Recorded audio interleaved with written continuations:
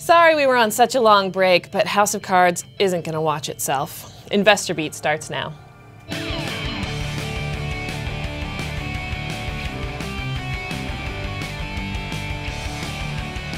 Thanks for watching. I'm Alison Southwick. The market is flat today ahead of the release of the Fed's minutes tomorrow. Everyone is waiting to see how the discussion is going over the future of quantitative easing. Joining me in studio is Mike Olsen and Taylor Muckerman. Our top story: Netflix is up today. We'll call it the Kevin Spacey bump, as so-called binge viewing of the second season of House of Cards dominated many Americans' President's Day weekend. Will we ever know exactly how many people watched it? No, but the general consensus is that it is a massive success.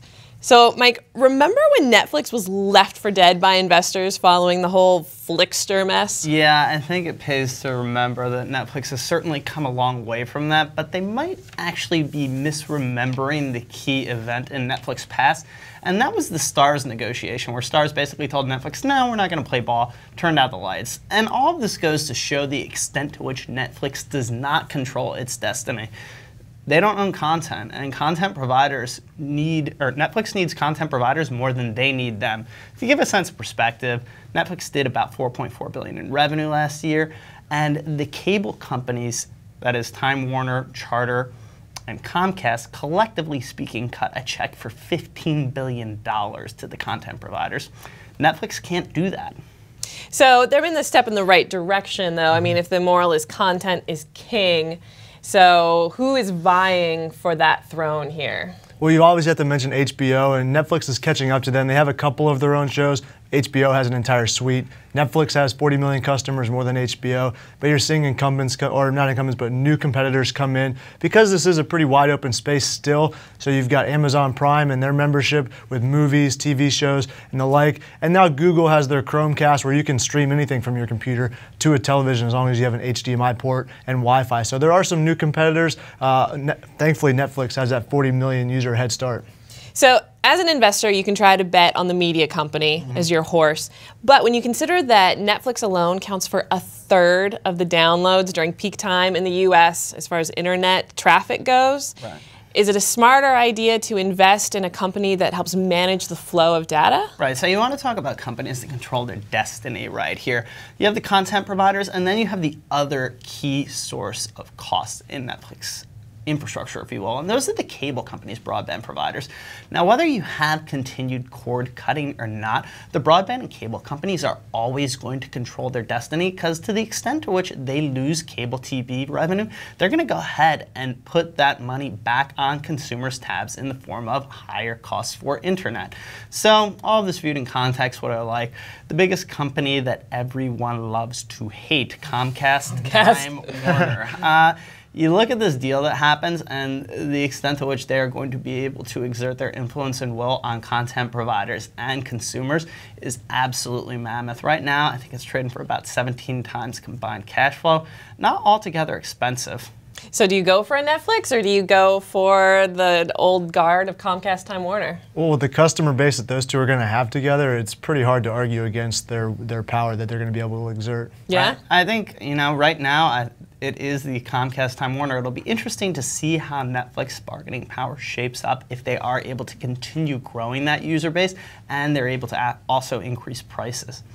All right, well, let's move on to some of the day's movers and shakers. 1-800-Flowers really wants a mulligan for Valentine's Day. The extreme winter weather wreaked havoc for flower deliveries across the country on one of their biggest days of the year. So this is like the Super Bowl for flowers. This is it. This is their whole year, right? In one day. Yeah. So is this something that's going to dog the country the rest of the year? Yeah, they're definitely in a world of hurt if it's as bad as people say. This is a $17 billion day. In the U.S., they say people spend about $134 on average this year, they expect. And this is 10% of 1-800-Flowers revenue on an annual basis typically. So to see the cold weather affect them in the way that they did and to have it exposed on social media all weekend is really bad for this company.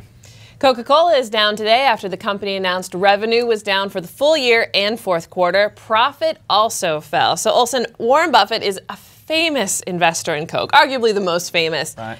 At what point would you sell? So I think If you were Warren Buffett. it pays to consider that if you're Warren Buffett, you have an altogether different set of considerations on account of the fact that he is going to pay so much in the way of taxes. So arguably speaking, he can own a fairly valued or even moderately overvalued Coke for those reasons. That being said, I think Coke is still a pretty interesting investment. The quarter was relatively meh, volume growth not great.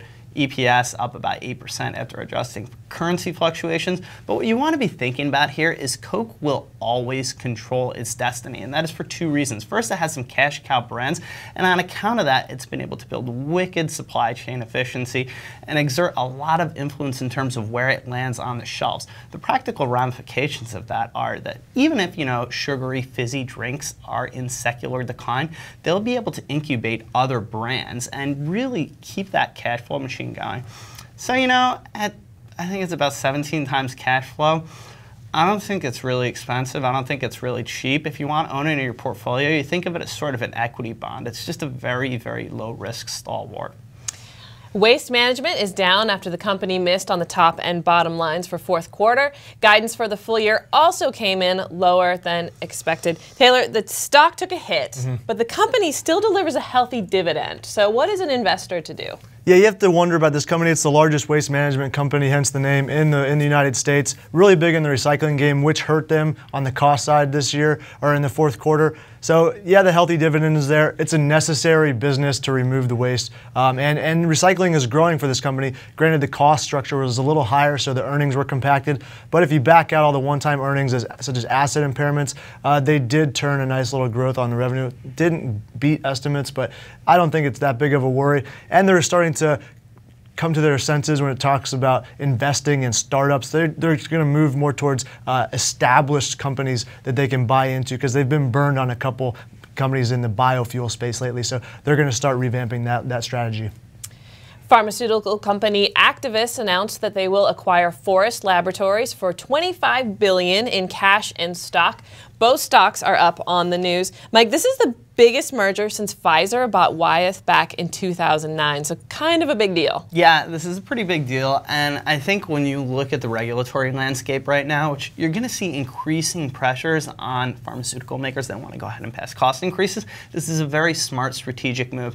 Actavis and Forest Labs, they're both large players in the generic sphere, and so what you're looking for here, you want to have economies of scale because you're manufacturing across, this is a relatively low price point product, so you want to be efficient there. The other thing they're looking for is distribution. They want to be able to get in front of doctors, and this enables them to go ahead and parlay that sales force. So, $4 billion is management's target for cash flow. If they can go ahead and achieve that, this looks like a pretty savvy deal.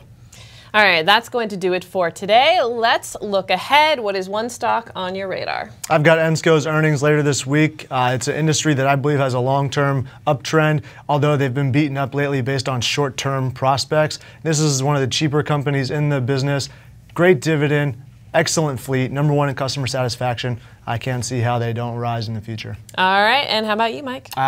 We're looking at C.H. Robinson. This company was hit on earnings, I think it was last week. What they do, they basically connect shippers and truckers. So you want to go ahead and you want to find a load because you have a relatively empty trailer if you're a trucker. You go ahead and you hop on C.H. Robinson's website, and they do that. You're a shipper. You want to be able to move your goods a little bit more cheaply. You go ahead and you call on C.H. Robinson because they have a large network. They're able to negotiate lower costs. Market here is concerned that their margins have come under pressure because there was a little bit of inflation. The reality here is I think this company is a secular grower, and the very reason I think they're a secular grower is because trucking will be in decline. That makes their network that much more valuable. I also think this company is poised to capitalize on a recovery in capital spending from companies. So, this is a good company that could be pretty interesting after the hit. All right, well, for Taylor Muckerman and Mike Olsen, I'm Alison Southwick. Thanks for watching.